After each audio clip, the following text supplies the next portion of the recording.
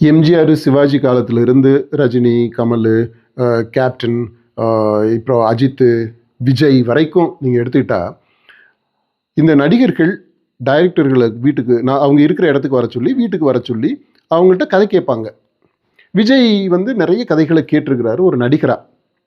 இப்போ அவர் கட்சி தலைவரான பிற்பாடு, அந்த கதை கேட்கிற சினிமாவுல அவர் கதை கேட்ட அந்த பழக்கம் அப்படியே இங்க கன்டின்யூ ஆகுது.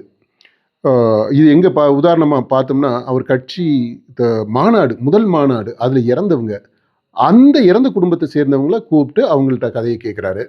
அப்புறம் புயல், வெள்ளம் வருது. அ அந்த டயத்துல அந்த பாதிக்கப்பட்ட மக்கள கூப்ட்டு, வீட்டுக்கு கூப்ட்டு, அவங்களுடைய சிரமங்கள, அவங்களுடைய சோக கதைகள பகிர்ந்துக்கிறதுக்கு அவங்க பகிர்ந்துக்கிறாங்க. இவர் கேட்கிறாரு. அப்புறம் இப்போ ரொம்ப ரீசென்ட்டா இந்த லாக்அப் மரணங்கள் இருக்கு இல்லையா?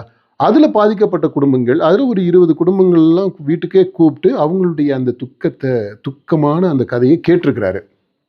இப்படி பாதிக்கப்பட்ட விக்டிம்ஸினுடைய, ஒடுக்கப்பட்ட மக்களுடைய அந்த கதைகள், அத கேட்கிறது 2 விதத்துல ஒரு தாக்கத்த ஏற்படுத்தணுங்க. 1 இந்த கதை கேட்ட விஜய் மீது. இவ்வளவு பேருடைய இந்த சிரமங்கள் எல்லாம் கேட்கும்போது, அது இவர் மேல ஒரு தாக்கத்தை ஏற்படுத்தும். அந்த தாக்கமானது இவர் பொது வெளியில இவர் தன்னை எப்படி பிரசன்ட் பண்றாரு, இவர் என்ன பேசுறாரு, என்ன செயல்கள முன்னெடுக்கிறாரு அப்படின்றதுல வெளிப்படணுங்க. 2வது இந்த மாரி பாதிக்கப்பட்ட மக்கள் வந்து கதைய சொல்லும்போது, "ஓ! இவ்வளவு விஷயங்கள் இருக்கா?"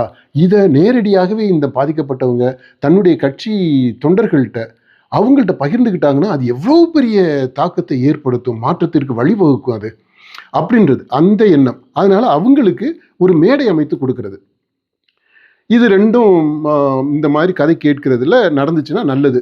இப்போ இந்த அஜித் விஷயத்துல தாவேகா கண்டன ஆர்ப்பாட்டம் நடத்துனாங்க.